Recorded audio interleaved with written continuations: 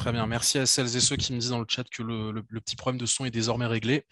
Et comme ça, on est bon, on va pouvoir commencer tranquillement. Alors, bon, bah déjà, merci à toutes celles et ceux qui se sont connectés pour assister à ce webinaire. Je pense qu'on va encore avoir un peu de monde qui va nous rejoindre, mais ces personnes vont prendre l'événement en cours et ça ira très bien comme ça.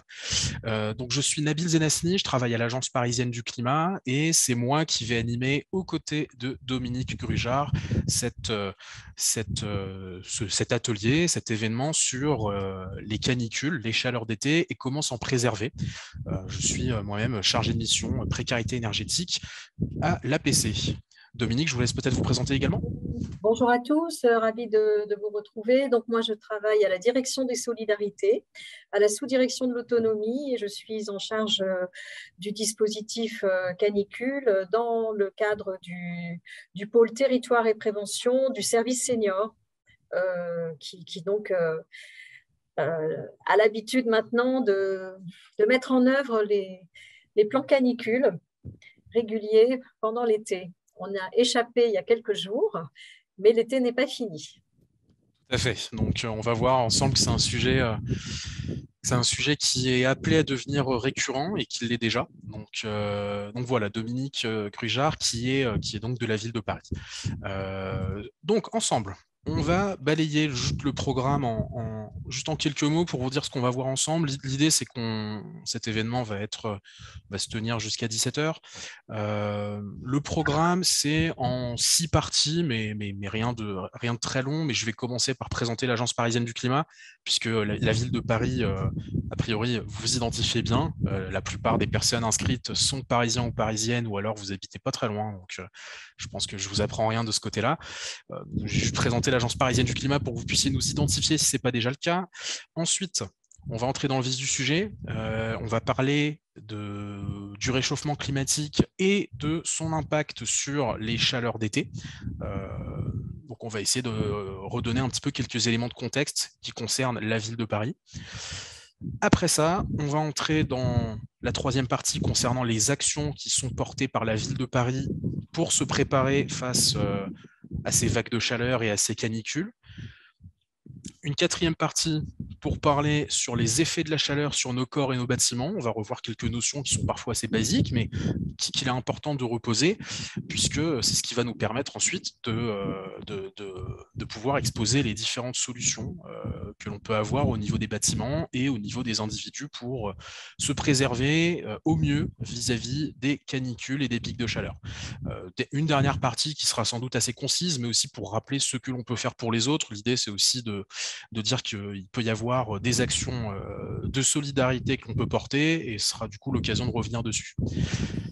Du coup, je commence par présenter l'Agence parisienne du climat. Alors, attendez, avant même de commencer à présenter l'APC, je vais juste rouvrir le chat pour le garder sous les yeux. Juste une précision qui me semble utile. Voilà, donc j'ai le chat sous les yeux.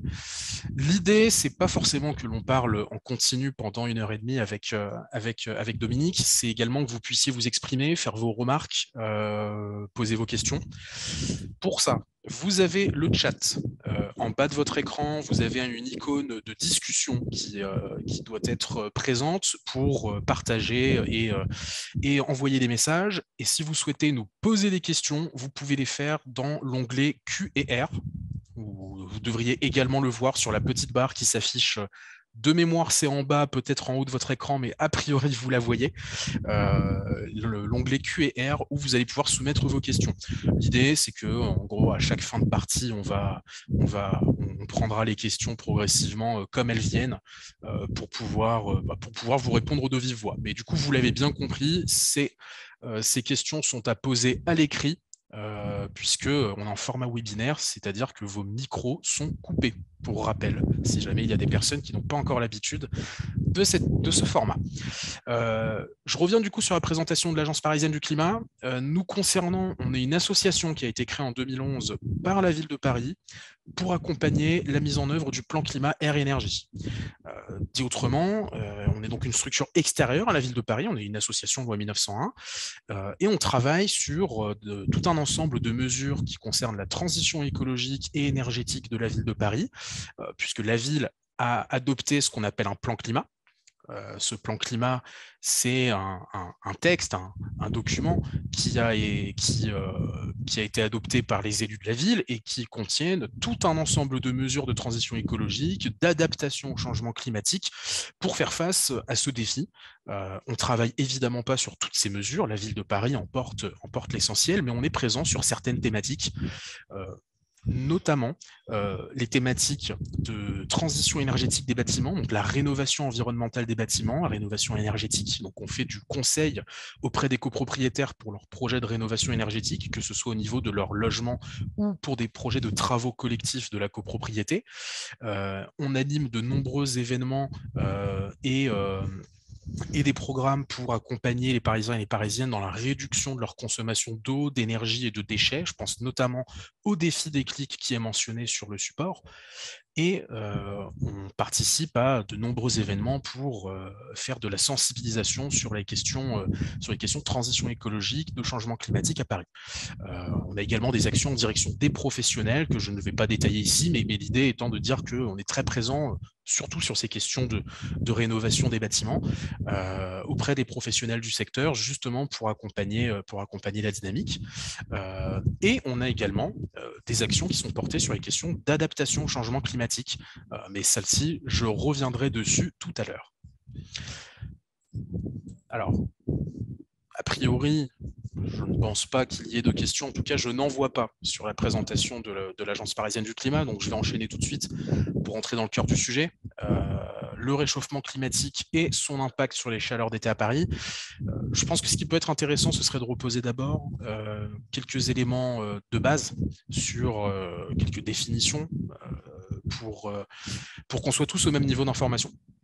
Juste qu'on puisse distinguer ensemble pic de chaleur, vague de chaleur et canicule. Donc, un pic de chaleur, c'est un épisode de température au-dessus des normales de saison sur une durée de 24 à 48 heures, donc c'est une courte durée.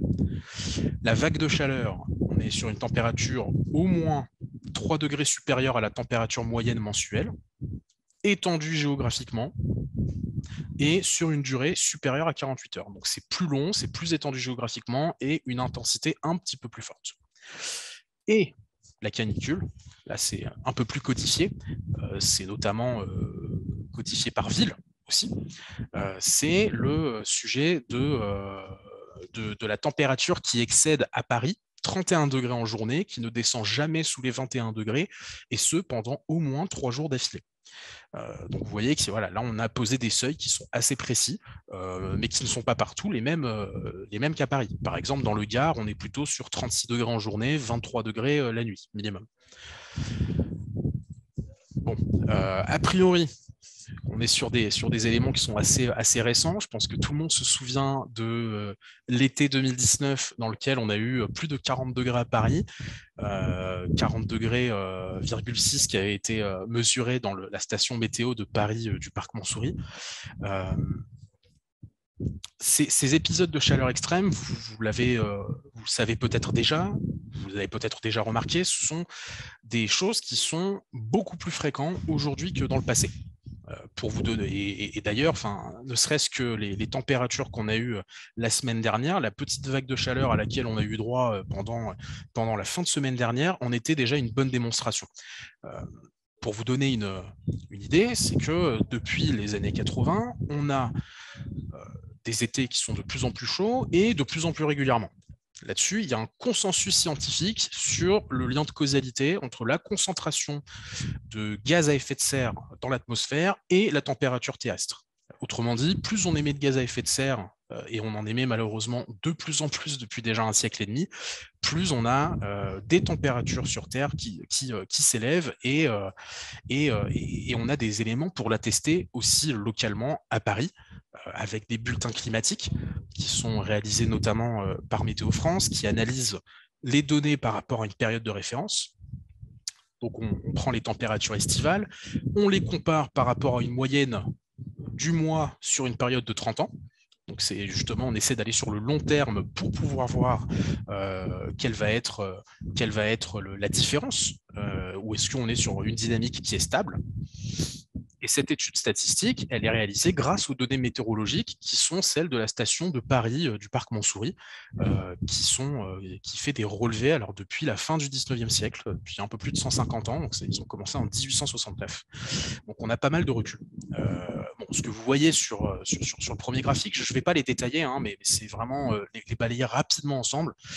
C'est qu'on a des températures moyennes pendant l'été qui sont de plus en plus élevées à Paris depuis 1900, et vous voyez qu'en fait quasiment en continu depuis les années 80, ça augmente tendanciellement. La partie la plus chaude est clairement très concentrée depuis les années 90 et 2000.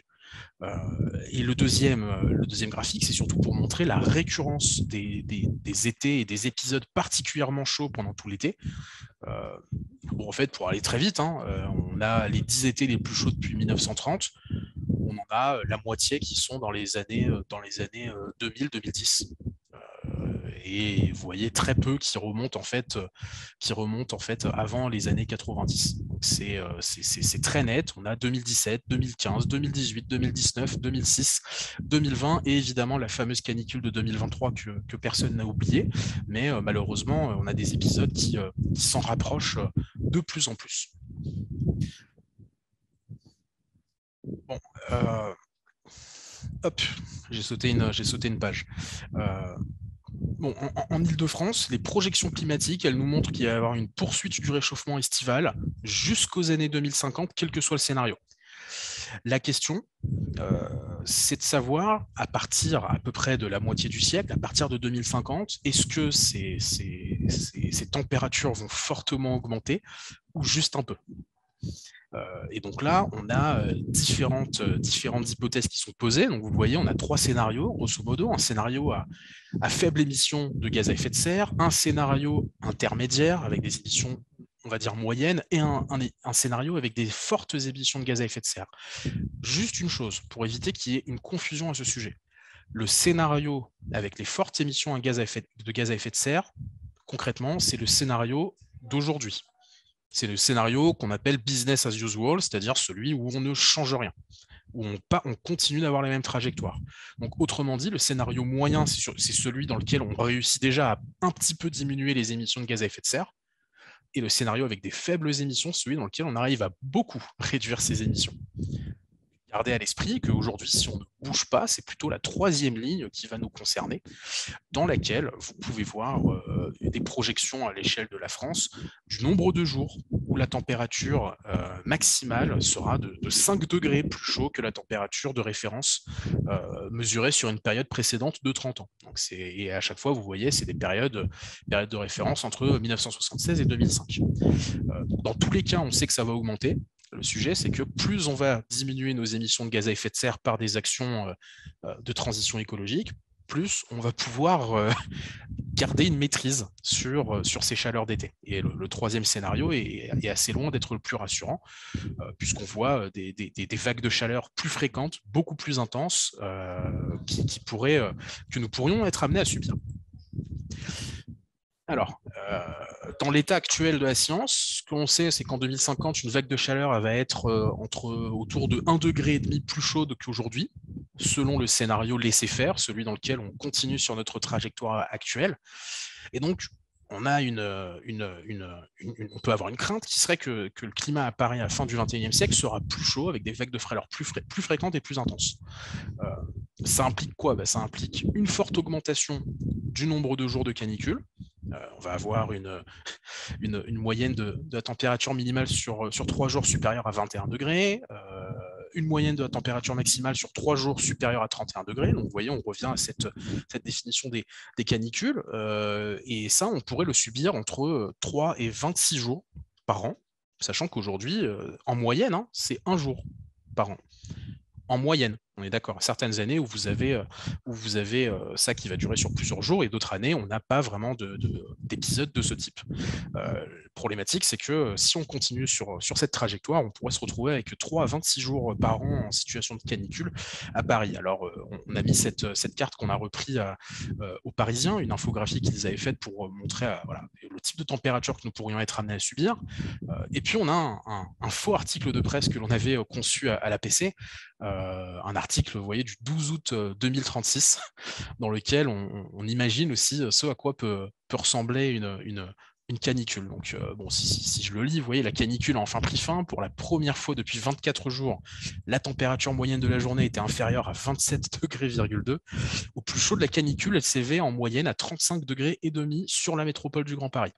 Ce jour-là, il a même fait jusqu'à 43 degrés sans que la température ne passe sous les 28 degrés, même pendant la nuit. Et encore davantage au cœur de Paris. Une partie des habitants et des habitantes ont quitté l'agglomération, d'autres se réfugiant dans des espaces refuges, des espaces publics frais, des musées, des cinémas ou encore des lieux de culte.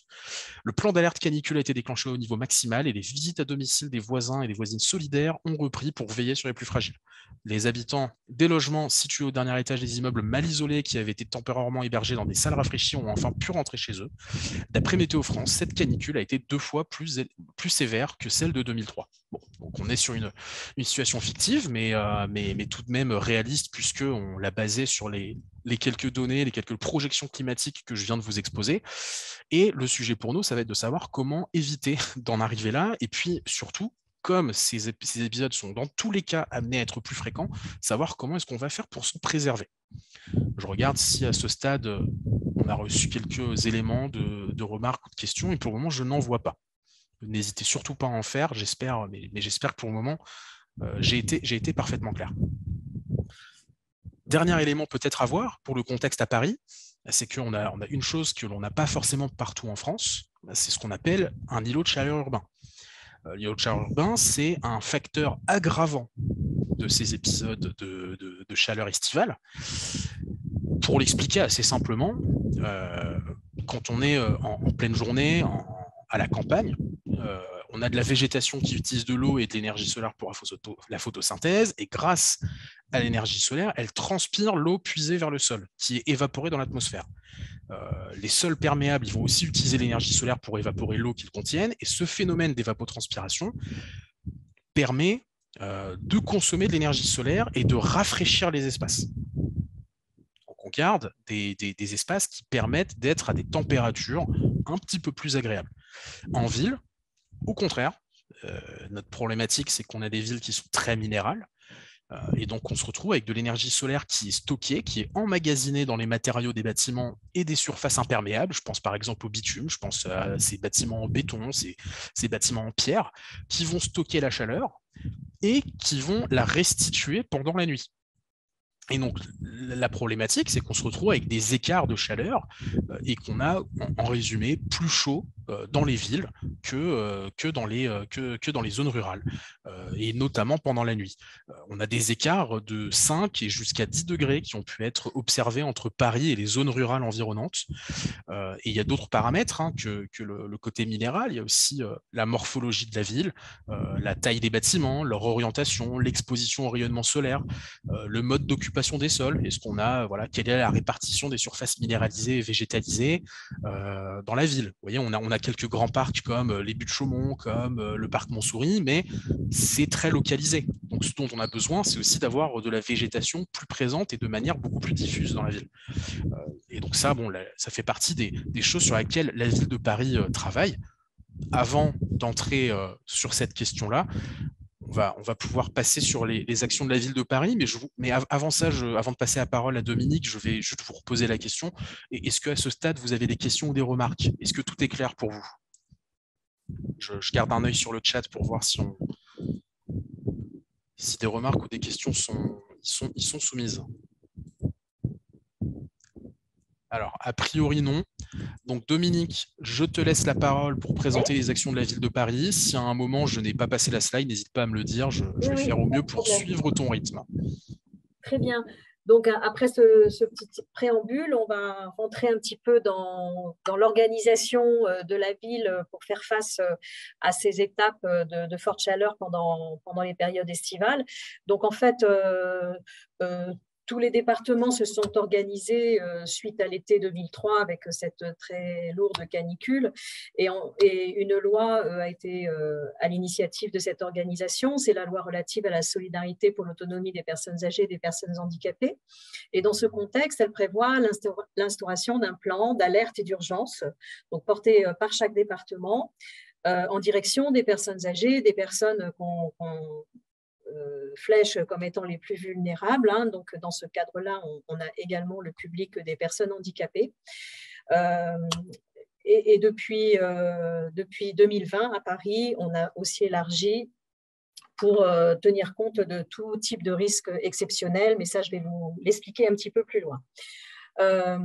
Donc, au niveau de l'organisation, c'est l'obligation pour les maires, en fait, suite à ce plan d'alerte et d'urgence, de mettre en place un dispositif qui puisse permettre de repérer donc, les personnes âgées, les personnes handicapées vulnérables, et pour puisse ensuite faciliter l'intervention des services sociaux qui vont pouvoir prendre en charge et en tout cas accompagner les personnes repérées par ce dispositif.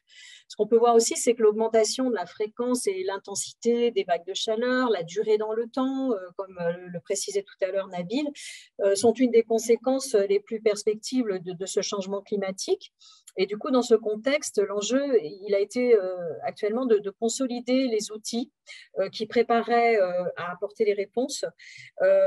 Et on va substituer un nouveau dispositif au plan national canicule qui a été mis en place depuis 2004. Et désormais, maintenant, on va travailler dans le contexte de la préparation de la gestion sanitaire des vagues de chaleur qui va reposer dorénavant sur le dispositif ORSEC, la disposition spécifique d'organisation de la réponse de sécurité civile, donc le plan ORSEC, qui va s'appeler gestion sanitaire des vagues de chaleur. Donc, vous voyez, on tient compte de l'évolution. Depuis 2003, on a eu une organisation mais qui maintenant évolue pour tenir compte justement des impacts actuels dus à cette fréquence et ces intensités de vagues. Alors, comment ce dispositif est mis en place à la ville de Paris? Non, encore celle d'avant, Nabil. Le plan, il relève pour son pilotage et son déclenchement de la responsabilité du préfet de la région Île-de-France, à Paris, donc le préfet de Paris, avec le concours de l'Agence régionale de santé, et puis du préfet de police. Et la ville, sous la responsabilité de la maire de Paris, met en œuvre le plan départemental. Je vous rappelle que les dates d'activation de ce plan sont du 1er juin au 15 septembre.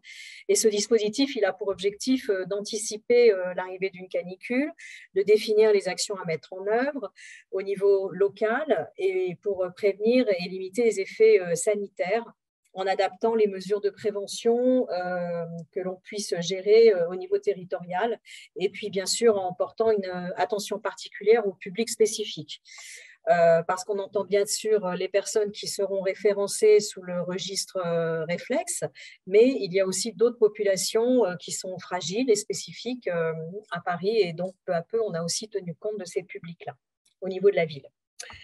Les actions, en fait, sont pilotées par le secrétariat général à la ville de Paris et la mise en œuvre opérationnelle des actions à destination des personnes vulnérables relève de la direction des solidarités. Donc, la direction des solidarités, je vous le précise, relève de la fusion de la direction de l'action de la DASES, la direction de l'action sociale de l'enfance et de la famille, et de la santé, pardon, et du CASVP. Donc ça, c'est une fusion toute récente au niveau de la ville de Paris qui s'est réorganisée pour avoir plus de visibilité vis-à-vis des publics. Alors, la slide suivante va vous présenter les niveaux de dispositifs qui sont donc classés qui s'articulent autour de 4 couleurs de vigilance météorologique, auquel la ville de Paris a décidé d'ajouter un 5e niveau qui se situe entre le niveau 2 et le niveau 3, que l'on nomme à Paris donc le niveau 2 renforcé, Et ce niveau est déclenché uniquement à la demande de la maire de Paris pour permettre d'exercer une vigilance spécifique en direction des Parisiens inscrits dans le fichier sur des critères d'isolement et sans suivi, sans accompagnement. Voilà. Donc, 4 niveaux habituellement répartis sur le périmètre national, mais donc à Paris, une particularité qui permet que parfois, avant de déclencher au niveau 3, la mairie de Paris décide de mettre en œuvre son niveau 2 renforcé pour permettre de déjà commencer à prendre contact avec des personnes selon des critères de priorité d'appel. Voilà. Alors, quelles sont maintenant les mesures que la ville engage pour mettre en place ce dispositif? Donc, nous avons à Paris instauré un fichier municipal qui au préalable s'appelait Chalex, qui voulait signifier chaleurs extrêmes. Mais depuis 2020, ce fichier a été renommé. On l'a donc appelé Réflexe, pour un peu avoir ce réflexe de dire on a le réflexe de s'inscrire pour pouvoir être référencé, enfin en tout cas identifié dans ce fichier et pouvoir être contacté en cas de crises de différents types. Hein. Donc, il recense les personnes qui souhaitent pouvoir être contactées et bénéficier d'un suivi médico-social. Et on l'a mis en œuvre depuis 2020 dans le contexte de la crise sanitaire, mais il pourrait aussi être mobilisé si un jour la Seine déborde et qu'on a une crue et qu'il faut aussi prendre soin de ces publics vulnérables. Alors, comment ça fonctionne? Ce sont des appels téléphoniques qui sont adressés donc à ces bénéficiaires recensés par des agents mandatés par la ville. Et ces agents sont en charge de vérifier que la situation de la personne appelée ne pose pas de difficultés majeures. Et si on identifie des difficultés, on peut derrière pouvoir apporter une réponse adaptée selon la nature de la difficulté identifiée. Actuellement, le fichier recense environ 10 500 bénéficiaires. Alors, comment fait-on pour s'inscrire et qui peut s'inscrire? Donc, à Paris, notre fichier permet de recenser les personnes à partir de 65 ans. Avant 2020, c'était un public plus âgé qui pouvait s'inscrire, 75 ans. Mais depuis 2020, on a assoupli les conditions d'accès donc pour ce public âgé à partir de 65 ans. Et également, les personnes en situation de handicap, quel que soit leur âge. Différentes possibilités pour s'inscrire. Nous avons des bulletins d'inscription format papier qui sont disponibles dans plein de lieux ressources de la ville, notamment les mairies, les centres d'action sociale, les maisons des aînés des aidants. Vous pouvez aussi trouver les bulletins dans le journal qui est adressé aux Parisiens au mois de juin. Sinon, une autre manière de pouvoir s'inscrire, c'est en passant un coup d'appel, un coup de fil au service de la ville, le 3975, qui peut en ligne prendre acte de cette inscription. Et puis sinon, depuis 2020, une possibilité de s'inscrire par voie numérique sur paris.fr, avec donc une souplesse qui est très utilisée maintenant et qui permet surtout de pouvoir s'inscrire tout au long de l'année, à n'importe quel moment, tandis que les bulletins papier sont plutôt disponibles uniquement pendant la période de l'été. Donc ça, c'est un message que je fais passer. N'hésitez pas surtout à encourager les personnes qui auraient besoin d'être identifiées de cette façon-là et à les inscrire à n'importe quel moment de l'année. Quand on rencontre quelqu'un, on imagine en effet l'isolement de cette personne âgée ou cette personne en situation de handicap. C'est peut-être bien de lui faire connaître ce dispositif. Et si la personne en est d'accord, bien évidemment, il faut avoir son accord, l'inciter à s'inscrire, mais à n'importe quel moment de l'année, parce que les inscriptions, nous, on les récupère tout au long de l'année et on peut mettre à jour ce fichier de manière régulière au fil de l'eau. La slide suivante, Nabil. Donc, d'autres mesures engagées par la ville. On propose un réseau de salles rafraîchies qui peuvent être accessibles en libre service pour donc ces personnes qui sont inscrites dans le fichier réflexe. Prioritairement, ce sont les mairies d'arrondissement qui sont proposées. Ça peut être élargi également à des clubs seniors portés par le CASVP ou certains EHPAD qui ont aussi des locaux qui permettent d'accueillir quelques personnes pour venir se mettre un peu aux frais.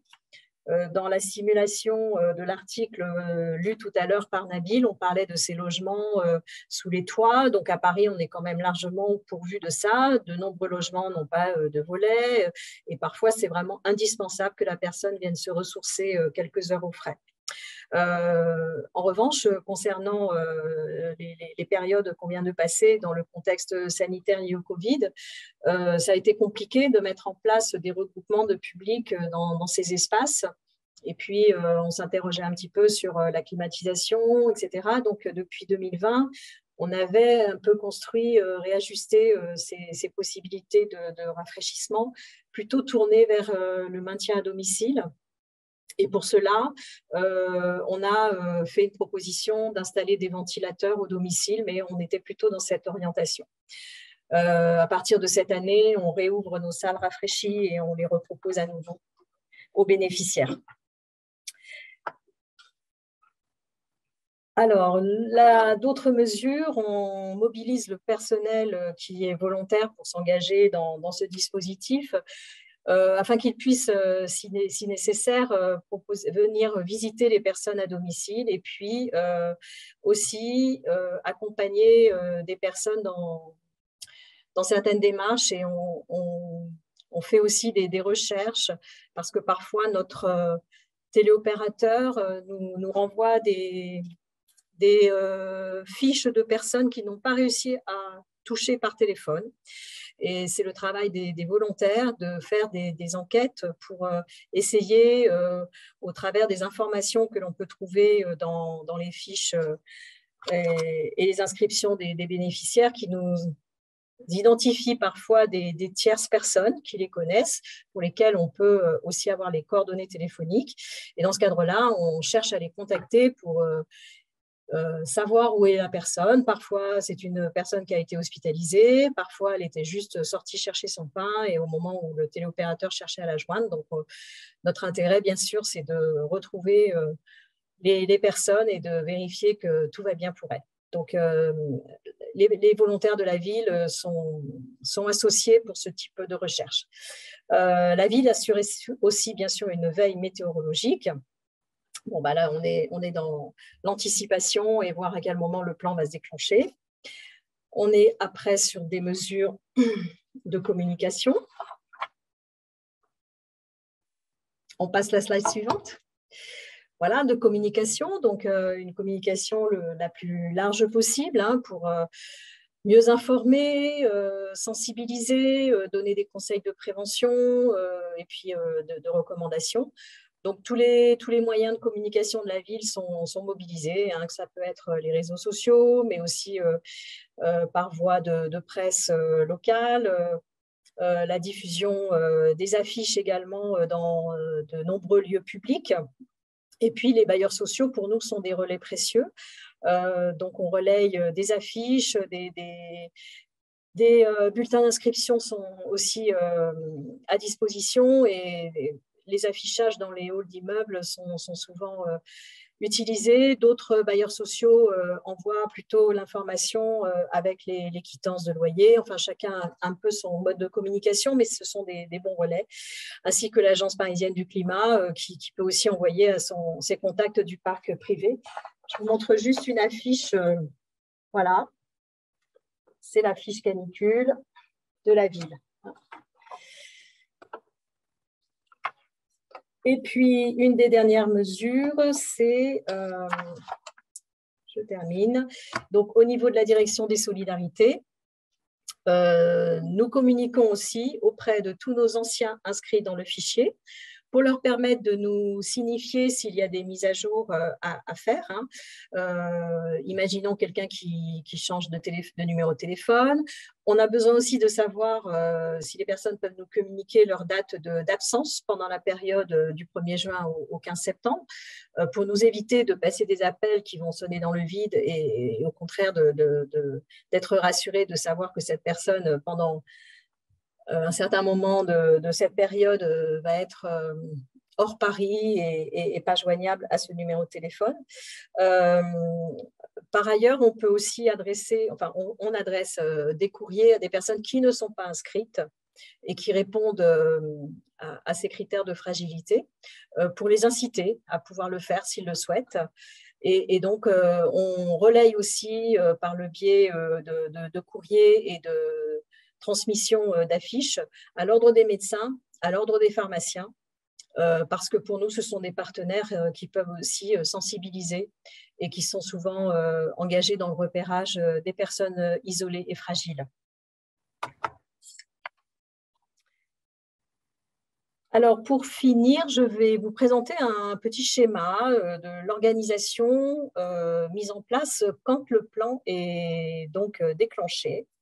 Nous montons une cellule de crise qui est située à la caserne Napoléon et qui va recentrer et concentrer plusieurs cellules ensuite qui permettront d'apporter les réponses aux bénéficiaires.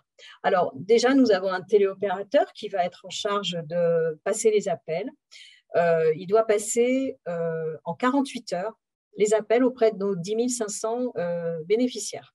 Si le téléopérateur n'arrive pas à obtenir une réponse de certaines personnes, il est en charge de pouvoir les rappeler jusqu'à 4 fois dans ces 48 heures. Voilà.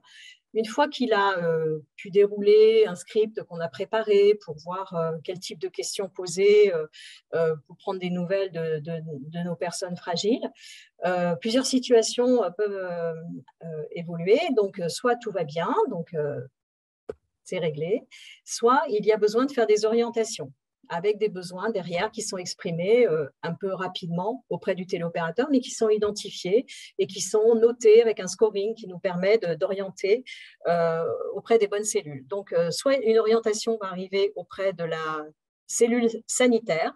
Cette cellule sanitaire, elle est constituée de médecins retraités d'une association de médecins qui s'appelle les médecins transmetteurs. Et elle est chargée ensuite de recontacter par téléphone la personne qui a été identifiée, signalée par le téléopérateur, qui va prendre le temps de faire un entretien approfondi et de vérifier si il faut juste donner une recommandation, un simple conseil d'hydratation, etc. Ou bien si ça peut évoluer jusqu'à une orientation vers le SAMU. Vous voyez, donc il y a vraiment différents niveaux après d'analyse et puis d'évaluation qui permettent de remettre en place les bonnes évaluations, les bonnes orientations. Donc, soit un simple conseil, soit ça va déboucher sur un besoin de mettre en place un ventilateur à domicile ou d'avoir une visite de courtoisie. Soit ça va avoir besoin d'être orienté vers la cellule sociale parce qu'il y a des difficultés sociales qui ont été identifiées, ou alors peut-être de faire intervenir le médecin traitant. En tout cas, c'est assez rassurant de se dire que voilà, sur le plan médical, il y a une évaluation poussée qui peut être mise en place. Un autre type d'orientation peut aboutir à la cellule de régulation sociale. Dans ce cadre-là, pareil, on rappelle, on recontacte les personnes, ce sont souvent des travailleurs sociaux, et on évalue la situation d'un point de vue global. Est-ce que c'est un problème d'isolement? Est-ce que c'est un problème de difficultés financières? Est-ce qu'il faut mettre en place des portages de repas, une aide aux courses? Est-ce qu'il faut mettre en place une aide à domicile parce que la personne qui s'occupait de cette personne est partie en vacances et puis qu'il n'y a pas eu d'organisation derrière? Voilà, différents types de demandes qui peuvent être aussi traitées et avec les bonnes solutions apportées par cette cellule de régulation sociale. Une autre cellule derrière, plus administrative, va prendre en charge les inscriptions pour diriger les personnes vers les salles rafraîchies. On est obligé parfois de passer par ce genre d'orientation parce que les capacités des salles ne sont pas extensibles et il faut qu'on arrive à réguler les orientations vers tel ou tel lieu. Et donc, c'est géré en centrale par cette cellule. Euh, donc, vous voyez qu'il y a tout un travail en réseau, hein, quand le plan est déclenché. Il y a de nombreux acteurs autour, avec des professionnels de la ville qui s'inscrivent à l'avance pour gérer un planning de prévisionnel, de disponibilité, parce que dès que le plan est déclenché, il faut que dans les heures qui suivent, tout le monde soit sur son poste pour pouvoir répondre et agir en concertation. Voilà. Merci Dominique. Alors, avez-vous certaines questions sur ce dispositif, sur le fichier réflexe, sur des précisions que je pourrais vous apporter? Pour le moment, je n'en vois pas, mais c'est toujours le moment de nous en faire part. Sinon, on va continuer le déroulé et n'hésitez pas en fin de séance à revenir sur les questions. Tout à fait. Mon son. Pardon? Je coupe le micro. Oui, tout à fait. Donc, je vais reprendre la main sur la présentation, puisqu'on a encore d'autres éléments à mentionner dans ce que fait la ville de Paris. C'est aussi la mise en place d'îlots de fraîcheur, alors qui ont été évoqués également par Dominique, hein, avec les salles rafraîchies. Mais ce n'est pas uniquement les salles rafraîchies dans les mairies et centres sociaux, c'est également simplement des lieux ombragés, des brumisateurs qui sont mis dans l'espace public, tout simplement utiliser ce que l'on a déjà avec des jardins et des jardins et des équipements publics, les piscines municipales, les musées, bibliothèques, médiathèques, etc. Dans l'idée, on a plus de 900 espaces de ce type qui sont disponibles en journée et 800 de nuit. Donc, il en existe même une carte que nous vous renverrons après cette présentation. Vous pourrez comme ça y accéder et y jeter un œil.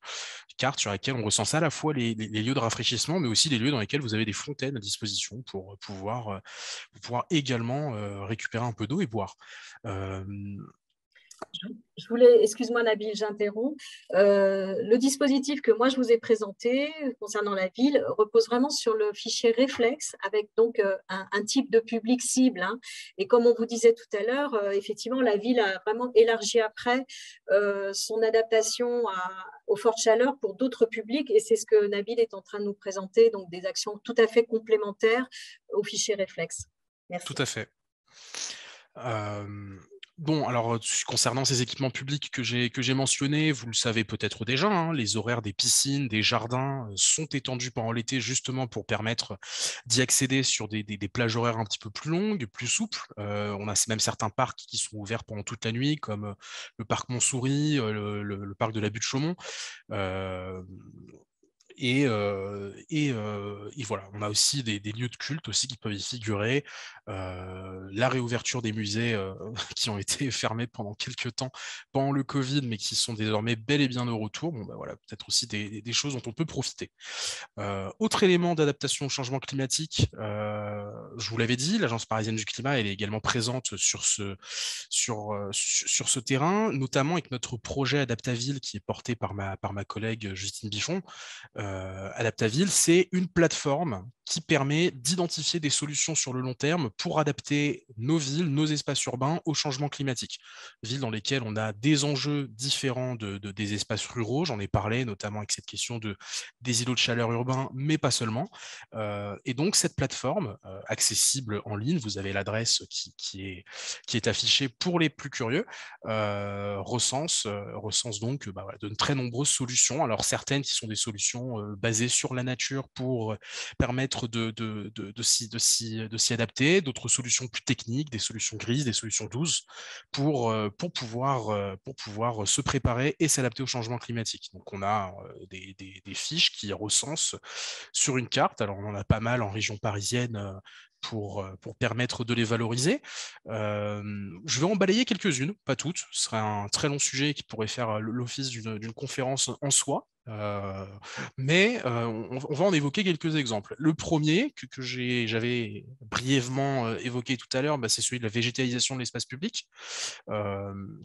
Là, l'idée, c'est de renforcer le réseau des avenues plantées. de le rendre complémentaire entre la végétation haute, les arbres, la végétation basse et intermédiaire, les petits arbustes, les plantes grimpantes, les massifs, les petits carrés d'herbe. Et c'est une complémentarité qui permet à la fois de retrouver des paysages, des promenades plantées, mais surtout aussi de désimperméabiliser les trottoirs et donc de favoriser la biodiversité. Donc l'idée ici, pour la ville de Paris, c'est de créer des rues, des jardins de proximité, avec notamment ce projet de planter plus de 170 000 arbres pendant ce mandat. Qui a été porté par la maire de Paris.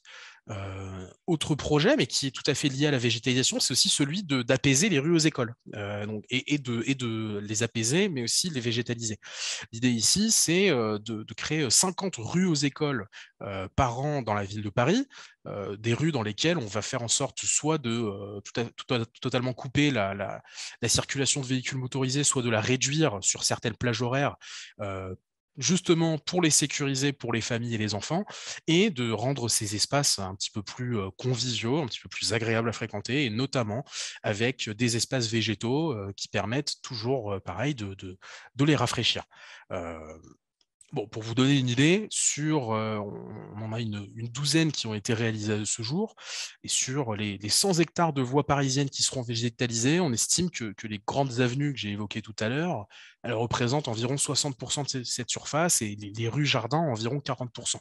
Donc voilà, une proportion qui est assez importante, et peut-être que dans vos quartiers respectifs, vous avez déjà vu certains de ces projets aboutir. Euh, autre exemple, c'est renforcer la place de l'eau dans l'espace public. Euh, on a effectivement cet avantage avec des canaux, avec la Seine, et donc on essaie d'en tirer parti. L'idée ici, c'est de créer des lieux de baignade, donc des baignades naturelles, ou simplement d'ouvrir de nouvelles piscines, d'implanter des nouvelles fontaines, que ce soit des fontaines d'ornement, de décoration, mais aussi des fontaines pour boire avec de l'eau potable, et d'installer des brumisateurs dans l'espace public, ou aussi des jeux d'eau pour participer au rafraîchissement de la ville. Bon, alors là, l'exemple dont on a beaucoup parlé ces dernières années, c'est l'aire de baignade du bassin de la Villette, dans le canal de l'Ourcq, qui a été inauguré en 2017 dans le cadre du programme Paris-Plage.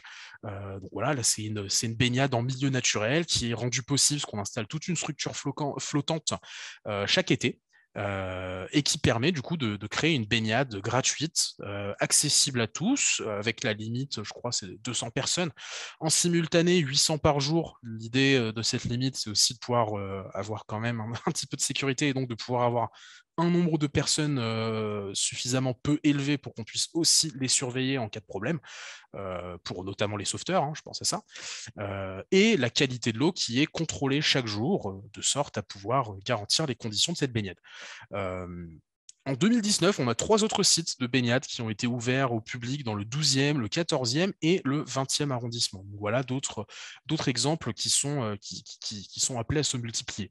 Euh, Toujours dans cette idée de renforcer la place de l'eau dans l'espace public, je les ai évoqués, les fameux brumisateurs, les fontaines Wallace, donc ce sont les points d'eau potable, hein, euh, que l'on a, et donc des nouvelles fontaines qui sont également installées, Par exemple, en 2020, on en a une dizaine de fontaines totems qui ont été installées dans le parc Rive de Seine, à côté du parvis de l'Hôtel de Ville.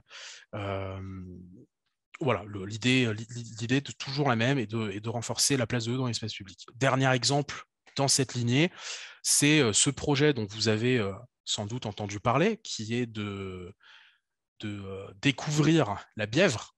La Bièvre, c'est un affluent de la Seine qui prend source à Guyancourt, dans les Yvelines, et c'est une rivière de 35 km de long qui traverse plusieurs départements au sud de Paris et qui se jette dans les égouts de la capitale. Le sujet, c'est que cette rivière donc, passe en partie par Paris, notamment dans les 13e et 5e arrondissements.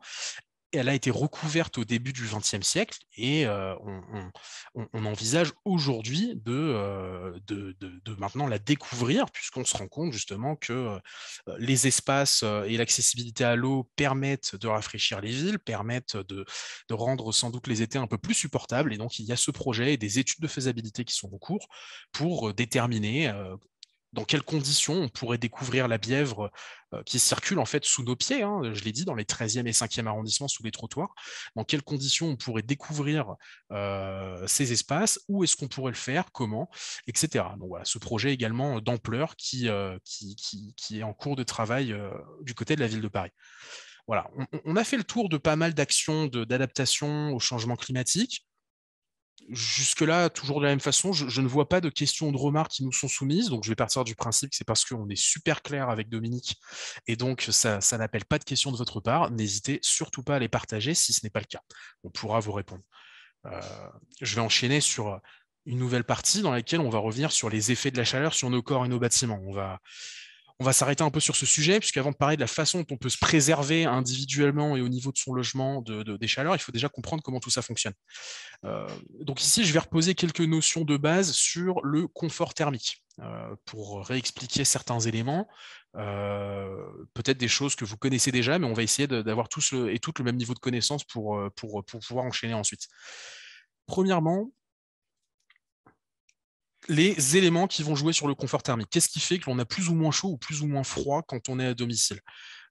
Évidemment, on va avoir des caractéristiques qui sont liées au bâtiment, mais moi, je vais m'arrêter sur 3 phénomènes physiques d'abord. Premièrement, la température. Et ici, on a souvent des confusions qui peuvent exister entre la notion de température ambiante et celle de température ressentie. C'est quoi la différence entre les deux? La température ambiante, c'est la température de l'air. La température ressentie, c'est une moyenne que va faire votre corps entre la température de l'air et la température des volumes qui vous entourent. Donc, quand je dis volume, je pense à des meubles qui seraient à côté de vous, au mur, à une fenêtre, si vous vous tenez à proximité d'une fenêtre, etc. Et selon ces éléments-là, la température ressentie ne va pas être la même. Donc là, vous voyez deux exemples qui sont affichés, celui dans lequel on a, dans les deux cas, une température de l'air à 20 degrés. On a à gauche un exemple d'une paroi, un mur qui est à 14 degrés. On peut imaginer que c'est une passoire énergétique, une maison qui est très mal isolée. La chaleur s'échappe très rapidement, elle n'est pas conservée. Et dans l'autre cas, on a une paroi qui est cette fois à 19 degrés. Bon, bah, d'un côté, on a un ressenti à 17, donc on peut imaginer que la personne en plein hiver, en plein automne, va avoir froid. Et de l'autre côté, on peut voir un ressenti à un peu plus de 19 degrés, et donc cette fois une situation qui est beaucoup plus confortable à vivre. Ça, c'est le premier élément, du coup. C'est la température, c'est la question de la température. Selon cette température ressentie et cette température de l'air, vous allez avoir un confort thermique qui va être différent. A priori, jusque-là, j'ai peut-être aidé à préciser la différence entre température ambiante et température ressentie, mais sur la question du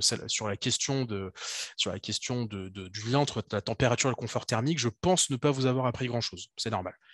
Deuxième élément qui va jouer, eh ben, ça va être le taux d'humidité.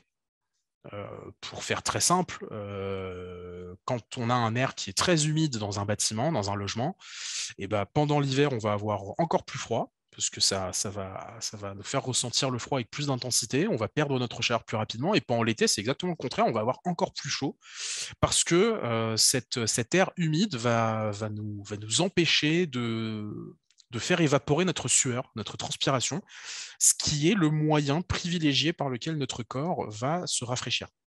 Quand on a chaud, on commence à transpirer et cette sueur s'évapore. Et en s'évaporant, elle permet de rafraîchir un petit peu notre corps et l'air qui se trouve à immédiate proximité de notre corps.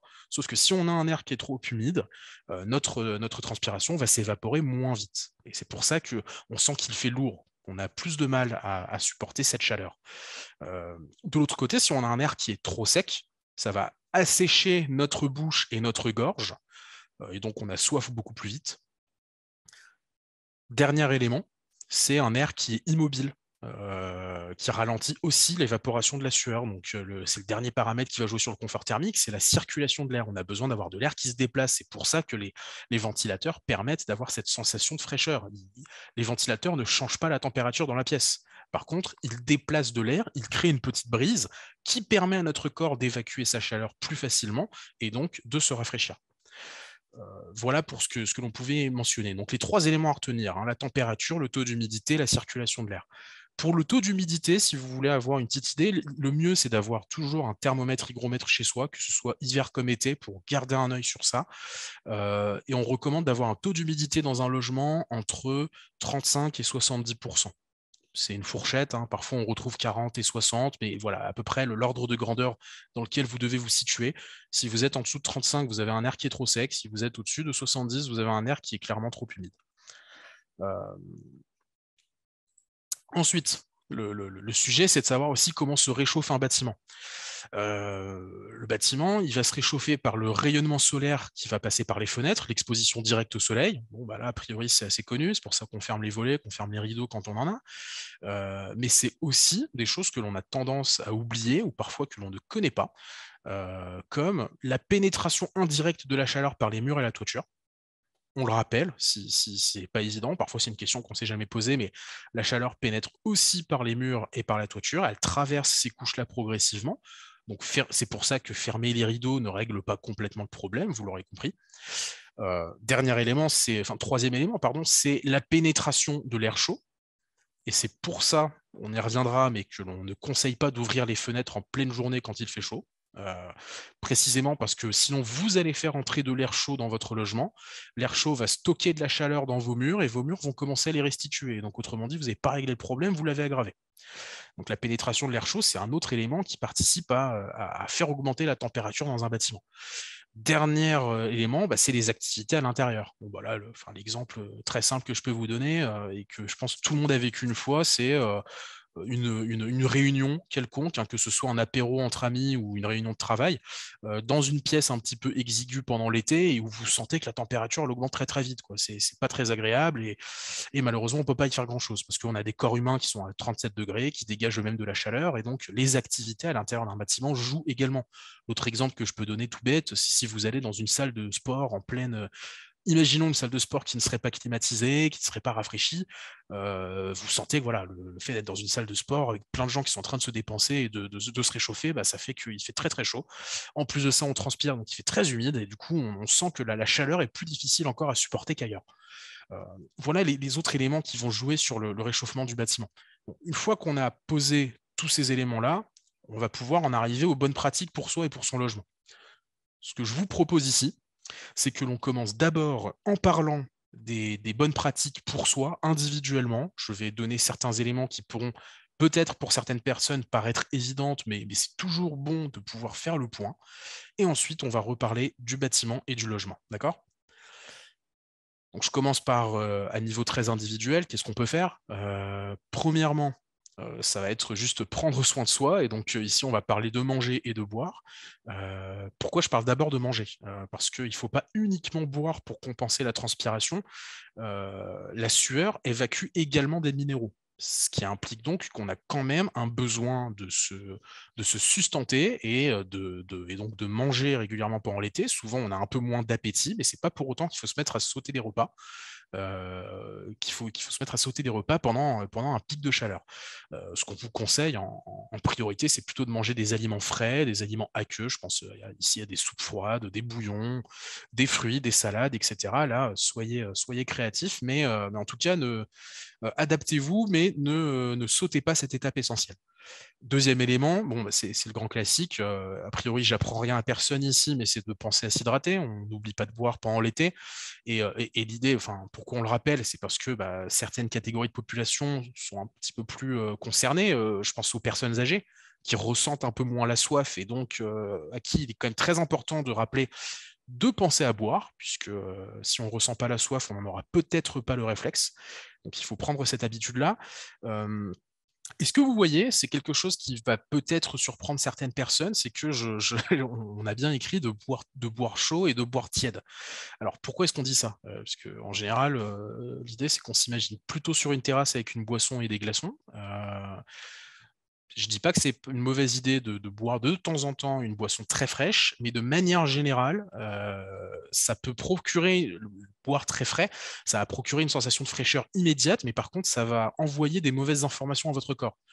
Des informations de il fait un petit peu plus frais, tu peux stopper, tu peux ralentir la transpiration. Donc à ce moment-là, notre corps se met à moins bien évacuer la chaleur corporelle, ce qui veut dire que dans l'immédiat, après avoir bu votre verre d'eau très frais, ou votre verre de jus de fruits très frais, bah, vous vous sentez mieux, mais dans les quelques minutes qui vont suivre, vous allez sentir que voilà, la température elle commence à remonter, et donc c'est un soulagement de courte durée. Donc ce qu'on conseille, c'est plutôt de boire chaud, à petite dose évidemment, hein, mais pour faire augmenter la température du corps. C'est très utile parce que ça permet justement bah, ça vous fait transpirer, quoi, tout simplement. C'est pour ça que vous pouvez imaginer des pays, que ce soit du Maghreb, du Proche-Orient, qui n'arrêtent pas de boire du thé pendant l'été, et du thé chaud, parce que ça leur permet à leur corps de mieux réguler leur température et leur transpiration. Donc, on fait augmenter la température du corps dans l'immédiat, mais ça permet de mieux supporter la chaleur. Le reste du temps, on vous conseille plutôt de boire tiède, ou un petit peu froid, mais donc vous l'avez compris, ne mettez pas systématiquement des glaçons dans vos gourdes, vous ne vous rendez peut-être pas service. Bon, dernier élément, s'hydrater, c'est aussi se mouiller le corps. Et donc là, bah, c'est utiliser des brumisateurs, prendre peut-être une douche tiède à un moment si dans les jours où il fait particulièrement chaud, pourquoi pas. Si je continue sur le volet très individuel, bah, on va parler aussi des vêtements que l'on porte. Ce que l'on conseille, a priori, je ne vais pas surprendre grand monde, hein, c'est de porter moins de couches de vêtements pour mieux évacuer la température corporelle, surtout chez soi. Les couches de vêtements, elles vous procurent de l'isolation, et donc c'est super pendant l'hiver, évidemment, pendant l'été, on veut éviter. Par contre, attention, hein, je dis moins de couches de vêtements, ça ne veut pas forcément dire qu'il faut exposer votre peau à tous les niveaux. Les vêtements, ils ont quand même cet avantage d'arrêter, de renvoyer une partie du rayonnement solaire, et donc quand vous avez un climat qui est chaud et sec, très souvent, vous allez avoir plus chaud en étant tout nu qu'en étant vêtu. De la même façon, c'est pour ça que dans des pays, par exemple, je reprends cet exemple du Proche-Orient, vous voyez des gens qui sont très couverts, mais par contre, ils ont des vêtements qui sont amples. Donc, ils ont la peau qui est couverte pour être protégés du soleil, mais en revanche, c'est des vêtements qui sont amples, qui ne sont pas près du corps, ce qui permet d'avoir justement une meilleure circulation de l'air et donc de mieux évacuer votre transpiration. Ensuite, bah, c'est la question des matières que vous allez porter. On évite les matières synthétiques, on privilégie des matières organiques comme le coton ou alors le lin et le chanvre, qui sont particulièrement efficaces pour faire face à la chaleur, puisqu'ils absorbent très bien la sueur, donc ils permettent à notre corps de bien l'évacuer. On privilégie les couleurs claires. Je pense que là, j'apprends rien à personne, hein. S'habiller tout en noir, ça a son charme, mais pendant l'été, on en subit aussi un petit peu les conséquences. Les couleurs claires, elles permettent de réfléchir, de renvoyer une partie du rayonnement du soleil, et du rayonnement qui vous est renvoyé par les murs. Donc, c'est toujours une bonne chose de plutôt s'habiller et de privilégier les couleurs claires. Bon, dernière chose, portez un couvre-chef pour vous préserver également du soleil, et éviter un problème qui peut être celui du coup de chaleur. Je m'arrête juste une seconde, je regarde, hein, si on a à ce stade des remarques, mais je n'en vois pas. Donc on va poursuivre. Le risque, comme je le disais, bah, c'est celui du coup de chaleur. Juste pour s'arrêter dessus 2 secondes, hein, parce que c'est quelque chose, je pense que tout le monde l'a vécu une fois ou pourrait le vivre un jour, et du coup, autant savoir le reconnaître. Les signes avant-coureurs du coup de chaleur, c'est des maux de tête, des vertiges, des difficultés pour vous concentrer, pour réfléchir, la peau qui serait rouge et chaude, et un pouls cardiaque qui serait un petit peu rapide. Si ça vous arrive, vous contactez un médecin, vous vous déshabillez. Évidemment, je ne parle pas de se mettre tout nu dans la rue, mais si vous avez quelques couches de vêtements en trop, eh ben, n'hésitez pas à les retirer pour vous soulager, et vous humidifiez votre peau. Donc, des brumisateurs, vous pouvez aussi mettre des linges mouillés, par exemple, comme on le fait parfois avec nos animaux de compagnie. Là, sur les chats, les chiens, on leur met des serviettes mouillées pendant les pics de chaleur. Bah, ça marche très bien aussi pour des êtres humains. Et on peut aussi s'asperger avec de l'eau fraîche, mais là encore, je le rappelle, pas de l'eau glacée. Pas de l'eau glacée, pour les mêmes raisons que quand on parle de s'hydrater. Voilà pour ce que j'avais à dire sur le coup de chaleur. Alors, une fois qu'on a parlé de tout ça, on va en revenir au bâtiment, mais il y a souvent une question qui peut arriver assez vite, c'est de se demander bah, pourquoi je ne vais pas tout simplement installer une clim chez moi. Et comme ça, le problème, il est réglé. Je mets un climatiseur, et puis bah, dès qu'il fait trop chaud, j'active le climatiseur, et puis voilà, ça y est, soudainement, la canicule est supportable. Nous, c'est une solution que l'on déconseille, et qu'on déconseille assez fermement pour plusieurs raisons. Je vais vous les expliquer. La première, elle est très simple, hein, c'est que le climatiseur, ça alimente le problème. Le climatiseur contribue au réchauffement climatique parce que ce sont des appareils qui ont des consommations d'énergie très importantes. Et il faut sans doute le rappeler, les consommations d'énergie des appareils que l'on a dans les bâtiments, c'est un des gros vecteurs d'émissions de gaz à effet de serre un peu partout dans le monde, et en France également, qui contribuent au changement climatique et au réchauffement climatique. Donc si on commence à s'équiper de climatiseurs de manière systématique un petit peu partout, on se retrouve à aggraver le problème, si vous voulez. On a un appartement plus frais, ok, mais par contre, on va avoir toutes les conséquences que j'évoquais tout à l'heure, avec beaucoup plus souvent des vagues de chaleur, beaucoup plus souvent des canicules, des intensités de ces chaleurs qui vont être plus fortes qu'avant, etc. Donc c'est une fausse solution. Deuxième problème, les climatiseurs aggravent l'effet d'îlot de chaleur urbain. C'est très simple, hein, le principe d'un climatiseur, c'est de prélever la chaleur qui se trouve dans votre logement et de la rejeter à l'extérieur pour faire diminuer la température. Sauf que du coup, ça veut dire que vous rejetez de l'air chaud dehors. Et donc, vous vous retrouvez avec des appartements qui sont relativement frais, qui sont beaucoup plus supportables, mais par contre, dès que vous sortez dans la rue, vous étouffez. Et ça, c'est ce qu'on commence à connaître dans certains pays, même pas si éloignés, hein. On commence à voir ça au Portugal, en Espagne, et ça commence à poser des vrais gros problèmes collectivement dans les espaces urbains, dans les grandes villes, où on a en fait tellement de climatiseurs que l'effet d'îlot de chaleur urbain, il est encore plus fort qu'avant. Et évidemment, de la même manière, on ne se rend pas service. Troisième problème, il n'est pas toujours possible d'en installer dans votre copropriété pour une raison simple, hein. Un climatiseur, c'est un gros module. Il faut faire un trou dans le mur pour pouvoir justement évacuer l'air à l'extérieur. Et ça implique à la fois de pouvoir s'arranger avec sa copro pour le faire, et puis ça implique aussi d'avoir une autorisation de la ville de Paris et de ses services d'urbanisme sur le sujet. Vous devez déposer une demande, une déclaration auprès des services d'urbanisme pour pouvoir faire ces travaux, puisque ça va affecter l'esthétique du bâtiment. Il ne va pas ressembler à la même chose, et on a du coup simplement un service d'urbanisme qui ne vont pas systématiquement accepter ce type de travaux, parce que de la même façon, vous pouvez imaginer les bâtiments patrimoniaux de la ville de Paris qui n'auront plus tout à fait la même apparence si on se retrouve à avoir 3, 4, 5 modules de climatiseurs à tous les étages. Voilà, le paysage urbain de Paris ne serait plus ce qu'il est. Dernier élément sur les climatiseurs, et ensuite je vais prendre une remarque que je vois dans le chat, c'est celui des climatiseurs mobiles. Parce que du coup, ce qu'on répond souvent quand on parle de faire des trous dans le mur, c'est que les gens vont dire bah non, on peut prendre un climatiseur mobile, ça fait le boulot. Les climatiseurs mobiles sont des paniers percés, pour une raison très simple. Et vous voyez, ça va faire écho à ce qu'on a posé juste avant. Le principe du climatiseur mobile, c'est le même, hein, on rejette de l'air chaud à l'extérieur, mais du coup, au lieu de faire un trou dans le mur, en fait, on a un tuyau, et ce tuyau, on le fait passer par une fenêtre ou une porte que l'on laisse ouverte. Qu'est-ce que je vous ai dit tout à l'heure sur le fait sur la façon dont le bâtiment se réchauffe? Le bâtiment, il se réchauffe aussi en faisant entrer de l'air chaud. Et donc, si vous êtes obligé de garder une porte ouverte ou une fenêtre ouverte pour faire passer le tuyau, en fait, vous alimentez le problème. Le climatiseur, il va faire son boulot, mais vous avez de l'air chaud qui rentre en continu. Donc, en fait, l'appartement ne se refroidit pas totalement, et le climatiseur doit travailler 2 fois plus fort. Et donc, on en revient à des consommations d'énergie qui sont très importantes. D'ailleurs, c'est aussi un autre élément que j'aurais pu évoquer, c'est que le climatiseur, vous risquez d'en ressentir les conséquences aussi sur vos factures d'énergie. Donc c'est voilà, tout un ensemble de raisons. Alors, il y a quelqu'un qui m'a posé une question, actif, qui me dit alors à propos des climatiseurs, pourquoi ne pas en informer les urbains sur les méfaits de ces installations, panneaux publics par exemple.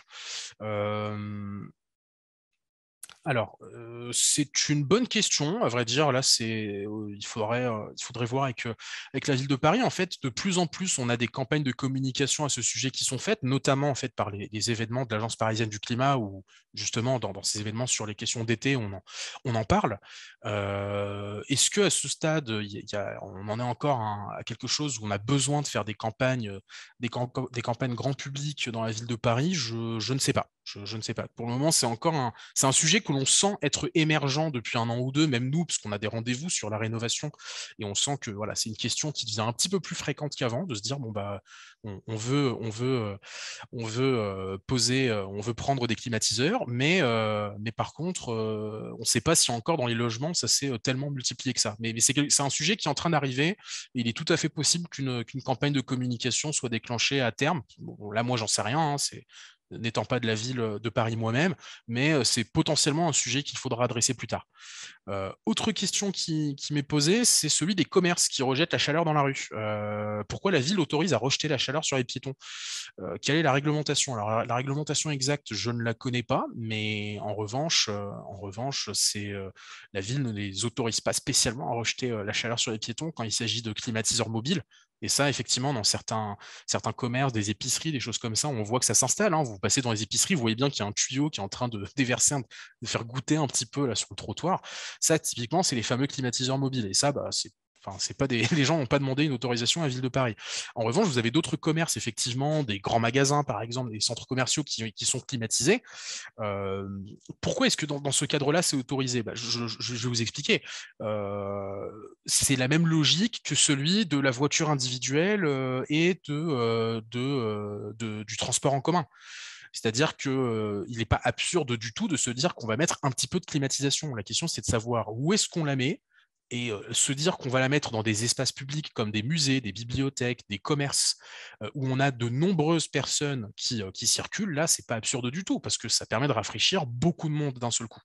Le problème, c'est si on se met à avoir des climatiseurs dans tous les appartements, comme dans d'autres pays, ça existe, quoi. Enfin, aux États-Unis d'Amérique, par exemple, quand des gens trouvent presque hallucinant le fait qu'une personne n'ait pas un climatiseur chez soi, parce qu'on en est arrivé à ce niveau-là. Bon, bah, l'idée, c'est qu'on évite d'en arriver là chez nous. Par contre, ça ne veut pas dire forcément de politique zéro crime nulle part. La mettre dans des lieux publics, des grands commerces, ça fait tout à fait sens. De la même manière qu'on ne dit pas il faut plus aucun véhicule motorisé, mais par contre on dit il faut privilégier un maximum les transports en commun pour éviter que chacun soit dans sa petite voiture qui prend de la place, qui pollue, etc., etc. Voilà, c'est un peu l'analogie que je peux faire pour si ça peut répondre à la question.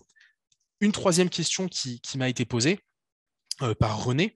Elle me demande comment est-ce qu'on mesure le taux d'humidité, avec quel outil. Très bonne question. C'est avec ce qu'on appelle un hygromètre. Donc, je vais vous mettre le nom dans le... Je vais vous le taper pour que vous puissiez le voir. Un hygromètre, donc souvent en fait c'est des thermomètres hygromètres. Donc en fait vous avez deux aiguilles, vous avez une aiguille qui vous donne la température, une aiguille qui vous donne le taux d'humidité. Ça s'achète à peu près dans n'importe quel magasin de bricolage, maison, enfin vous voyez les Castorama, Leroy Merlin, d'autres petits magasins de quartier, vous pouvez en trouver un petit peu partout. Et effectivement c'est vraiment un indispensable à avoir chez soi toute l'année pour pouvoir surveiller la température et surveiller le taux d'humidité à la maison. Pour le moment, je ne vois pas d'autres remarques et pas d'autres questions. Donc, on va pouvoir reprendre. On a parlé de cette question de la clim. Donc, si on évite la clim, qu'est-ce qu'on fait? Quelles sont les autres solutions pour pouvoir adapter nos bâtiments? Eh bien, il y en a plusieurs. Premièrement, le premier sujet, c'est celui de garder la chaleur hors de son logement. Alors, vous allez me dire, c'est une évidence. Comment on fait? Le premier volet, c'est les travaux de rénovation. C'est les travaux de rénovation. Et donc, les travaux de rénovation, c'est l'isolation des murs, l'isolation de la toiture. Là, l'isolation, qu'est-ce qu'elle permet de faire? Elle permet d'ajouter une couche d'un isolant de plusieurs centimètres que la chaleur va devoir traverser avant de pouvoir pénétrer dans les logements. Ça permet donc de ralentir la pénétration de la chaleur dans l'habitat et donc d'atténuer les effets de surchauffe qu'on connaît dans certains logements. Donc ça, c'est par des travaux de rénovation que ça se fait. Alors parfois à l'échelle de son appartement avec de l'isolation par l'intérieur, mais sinon c'est aussi des projets de rénovation collective. Donc s'il y a des copropriétaires qui sont parmi nous là et qui m'écoutent, et ben, au moment où votre copro elle discute peut-être que dans quelques années il va falloir qu'on pense au ravalement, il va falloir qu'on pense à la réfection de la toiture, et ben je vous encourage très fortement à envisager aussi de faire de l'isolation. En passant, c'est d'ailleurs une obligation légale de le faire, mais de vous dire, bon, bah, ok, qu'est-ce qu'on peut faire? Comment on peut optimiser cette isolation pour s'adapter aux chaleurs d'été? Et donc, comment faire? Alors, vous allez me dire, j'ai pas forcément la réponse. Effectivement, nous, par contre, on l'a. On l'a et on est en capacité de vous renseigner. Donc, si cette question se pose chez vous, ou en tout cas que vous avez envie d'y réfléchir, vous n'hésitez pas à contacter l'Agence parisienne du climat. On prend un rendez-vous avec l'un de nos conseillers ou une conseillère qui pourra vous donner des conseils, vous expliquer comment ça se passe et vous guider un petit peu là-dedans. Euh, Autre élément, c'est la végétalisation du bâti. Parce qu'elle elle permet de rafraîchir le bâtiment par le phénomène d'évapotranspiration que j'ai évoqué tout à l'heure. Hein. Donc je ne redéveloppe pas là-dessus, mais donc végétaliser le bâti ou la cour de votre bâtiment permet aussi de rafraîchir un petit peu les choses. Et puis la dernière chose, c'est d'installer des brises-soleil ou enfin des volets, quoi. Hein. C'est le terme pour dire des volets. C'est assez fou quand vous levez les yeux dans Paris de voir le nombre de bâtiments qui n'ont même pas de volets. Alors que quand vous allez dans des espaces ruraux, c'est extrêmement rare de trouver une maison qui n'a pas de volet. Donc voilà, c'est aussi ce sujet de se dire, il faut peut-être qu'on repense à en mettre. Dans l'idéal, c'est plutôt d'avoir des volets à l'extérieur plutôt que des stores ou des rideaux. Si vous n'avez que ça, c'est des mieux que rien. Mais la différence, elle est très simple, c'est que les stores ou les rideaux, en fait, ils sont à l'intérieur de votre logement. Et donc, en fait, la chaleur rentre déjà un petit peu dans le logement et a déjà le temps de réchauffer l'air et de se stocker dans les murs. Donc le mieux, c'est plutôt d'avoir des volets à l'extérieur et qui vraiment empêchent ou en tout cas ralentissent la pénétration de la chaleur. Évidemment, quand vous en avez, vous les gardez fermés, mais bon, ça, je pense que la plupart des gens le font sans doute déjà. Alors, Muriel, vous me demandez quel type d'appareil est-ce qu'on préconise pour rafraîchir. Je vais en parler tout à l'heure. Donc, je vous propose de laisser votre question en suspens pour le moment, mais on va en reparler. Donc, vous l'avez compris, évidemment, ma réponse, ce ne sera pas des climatiseurs, mais on a d'autres solutions qui vont permettre de le faire et qui vont être beaucoup plus douces. Autre élément, quand on parle de garder la chaleur de son logement, c'est les apports de chaleur intérieure. Je vous en ai parlé tout à l'heure, je vous ai donné l'exemple des gens qui font une réunion ou des gens qui font du sport, mais il n'y a pas que ça en fait dans les activités intérieures. Ce qu'on va retrouver d'autre, c'est aussi tout simplement les appareils électriques. En fait, la moitié des apports de chaleur intérieure, ils proviennent de nos appareils électriques. C'est donc du coup tous les appareils qu'on laisse en veille, c'est le multimédia, l'électroménager qu'on met en fonctionnement, etc. etc. Le reste des apports de chaleur, en gros, c'est partagé entre l'eau chaude sanitaire, la cuisson et les apports humains.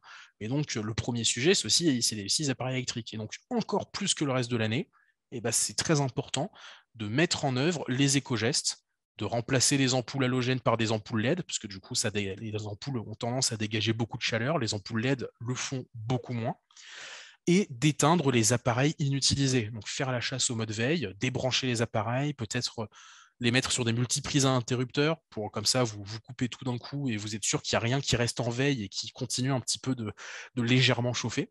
Mais voilà, toute l'année, c'est important pour diminuer nos consommations d'énergie, hein, c'est un enjeu permanent, mais encore plus pendant l'été si vous voulez éviter cette problématique. Alors, Jean-Michel me demande comment est-ce qu'on gère la circulation d'eau chaude au niveau de l'immeuble. Alors, je pense que vous en parlez du point de vue de éviter que cette eau chaude n'apporte trop de chaleur dans les logements. La solution, c'est celle du calorifugage. En fait, le calorifugage, c'est des travaux légers en fait, où on met une couche d'isolation autour des tuyaux. Et ça, en fait, ça permet d'éviter de perdre de la chaleur pour ces tuyaux. Donc, c'est une bonne chose. Ça permet de faire des économies d'énergie. Et de l'autre côté, effectivement, ça permet d'éviter de surchauffer les logements et les parties communes pendant l'été. Donc voilà, c'est la même réponse que quand on veut faire des économies au niveau de l'eau chaude. Une des solutions, c'est le calorifugage. Et puis après, c'est aussi d'adapter la température de l'eau chaude. Typiquement, le chauffe-eau, souvent, quand on a un ballon d'eau chaude, il est souvent réglé à 70 degrés. En fait, vous pouvez le baisser à 55.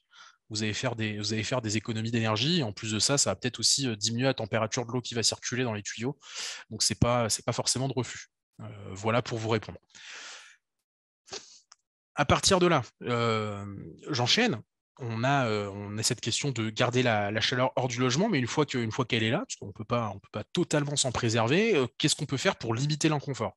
Premièrement, on peut surventiler.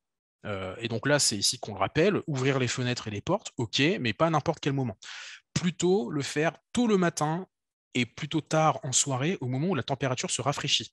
Le faire pendant la journée, comme je l'ai expliqué tout à l'heure, mais je préfère le répéter, ne vous rend pas service. puisque vous avez peut-être un soulagement immédiat parce que vous sentez une petite brise et que du coup, ça vous aide, mais vous faites entrer de l'air chaud qui va se stocker dans les murs, dans les meubles chez vous, et qui donc va entraîner une augmentation des températures dans votre logement. Donc ça ne va pas rafraîchir du tout votre appartement.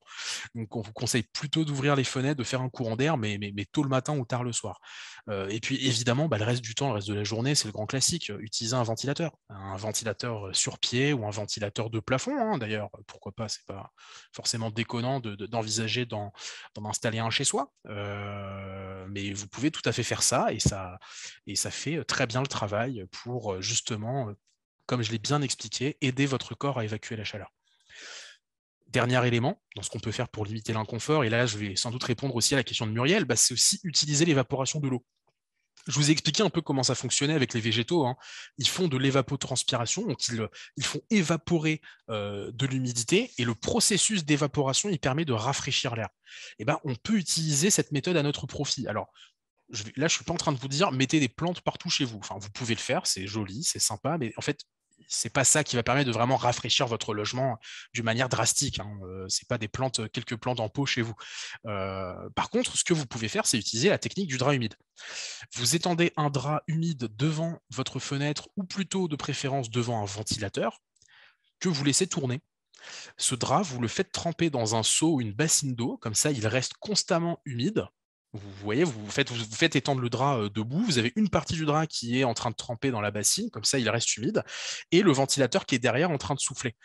Ça va permettre,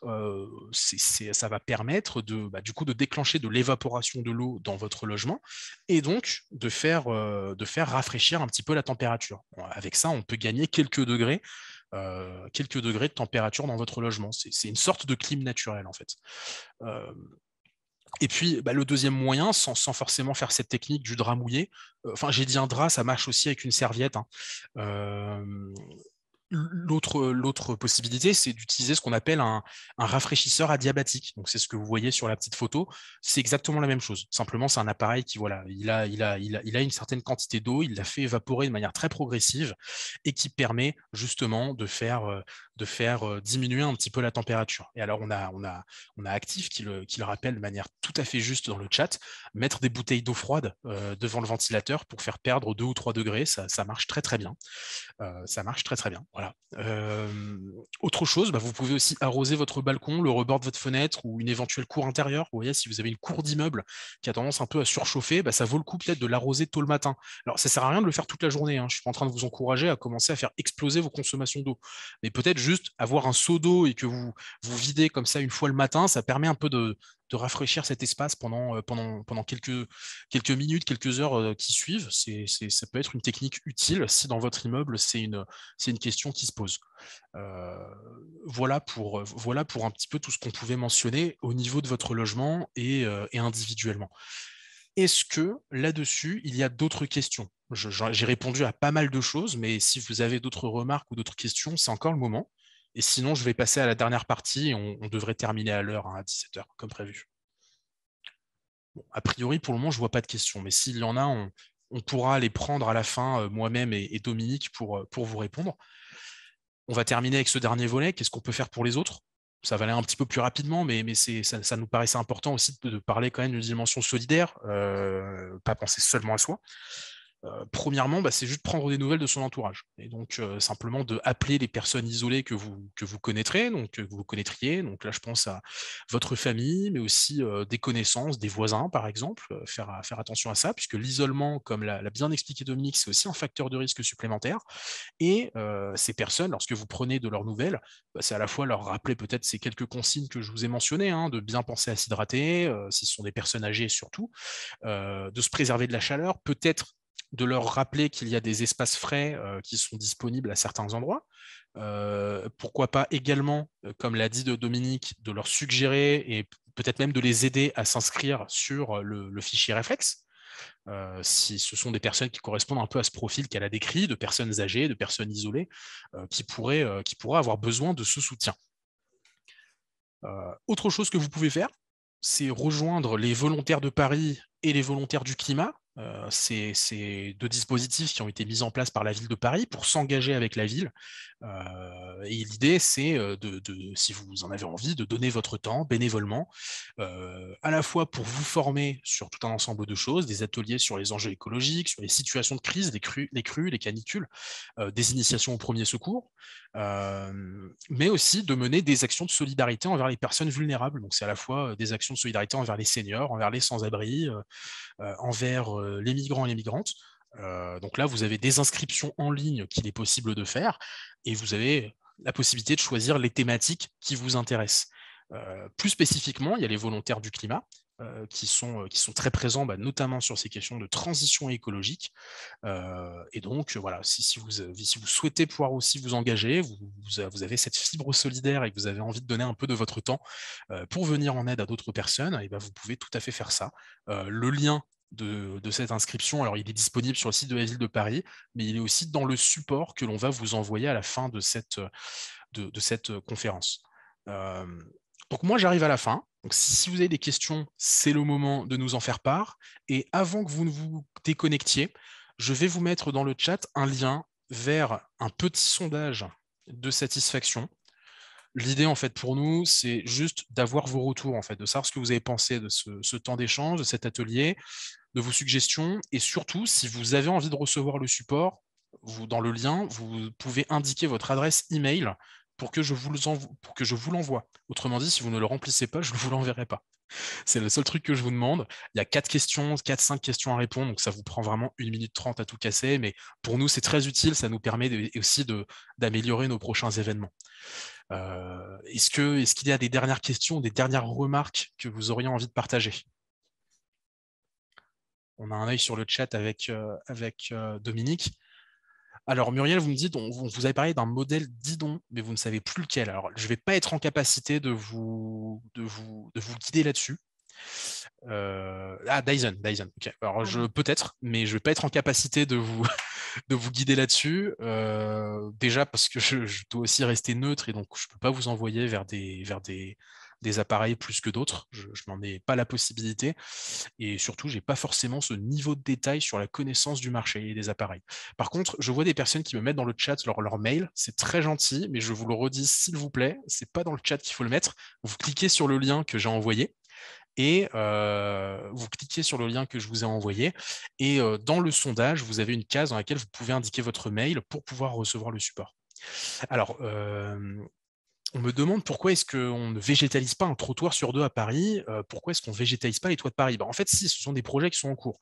Est-ce que c'est un trottoir sur deux? Tout à fait, j'en suis pas certain. Par contre, il y a ce projet, mais comme je l'ai mentionné à un moment, de développer un maximum la végétalisation, de planter plus de 170 000 arbres dans la ville de Paris. Et il y a aussi ce projet de développer la végétalisation dans les cours d'immeubles et les toitures. Et en fait, concrètement, c'est avec nous que ça se passe, avec l'Agence parisienne du climat.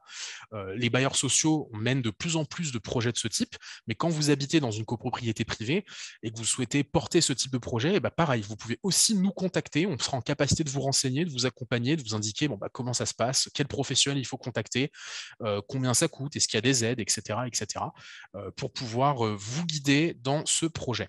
Donc c'est tout à fait des choses que la ville de Paris souhaite développer et a priori, c'est déjà même en cours. À ce stade, je ne vois plus de questions. Donc, on va pouvoir se quitter. Alors attendez, je vois une dernière question. Comment obliger ma copro à isoler les combles? Vous êtes sous des toits en ardoise, votre appartement devient irrespirable, plein sud, avec un balcon en zinc, donc effectivement, ça ne doit pas être confortable. Cette question, de manière très opportune, je vais la renvoyer à un rendez-vous. Moi, ce que je vous propose, c'est que vous nous contactiez pour prendre un rendez-vous avec un de nos conseillers. Comme ça, on va pouvoir, mes collègues vont pouvoir un peu vous poser des questions de manière plus détaillée sur la situation dans votre bâtiment et en savoir plus. Je vais vous mettre un mail dans le chat, puisque vous en êtes servi, donc a priori, vous voyez bien comment il fonctionne. Voilà, je vous mets le mail auquel vous pouvez écrire. Vous prenez contact avec mes collègues pour leur décrire la situation, vous leur donnez votre adresse, le bâtiment dans lequel vous êtes, si vous êtes propriétaire vous-même, etc. Et vous leur expliquez un peu cette situation et ils vont pouvoir vous apporter une réponse. Ils pourront vous répondre à l'écrit dans un premier temps et puis peut-être même organiser un rendez-vous téléphonique pour que vous puissiez en discuter de manière plus détaillée. Il n'est pas toujours possible d'obliger la copropriété à isoler des combles, mais peut-être qu'il y a au moins sans l'obliger, il y a peut-être des moyens de les encourager et de les convaincre de le faire. Surtout que si c'est des combles perdus, en général, ça coûte pas bien cher de le faire. Donc ça peut être intéressant. En tout cas, voilà, typiquement là-dessus, on sera en capacité de vous répondre. Voilà, alors du coup, je ne vois plus de réponse. Donc on va pouvoir se quitter. Merci à toutes et tous d'être venus assister à ce webinaire. J'espère qu'il a il a pu vous apporter satisfaction. N'hésitez pas du coup à nous le dire aussi dans le sondage que j'ai partagé et je vous souhaite une bonne fin de journée. Alors, je vous souhaite également une très bonne fin de journée. Merci beaucoup de votre attention et j'espère que nos explications vous ont été utiles. Tout à fait. Merci Dominique pour votre intervention également. Merci beaucoup. Au revoir. Au revoir à tous.